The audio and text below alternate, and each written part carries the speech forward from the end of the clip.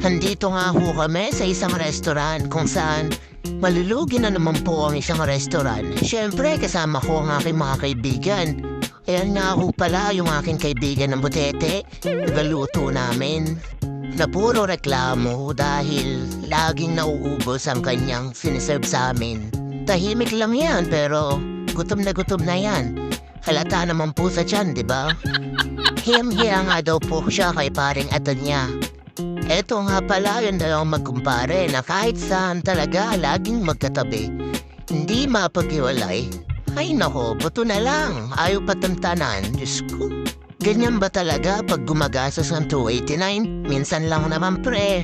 Tamong tong dalawa na to, nagbubulungan na naman. Halatang may balak na naman eh. Balak ba naman i-take out yung mga tira? Pampulutan daw. Ay nako.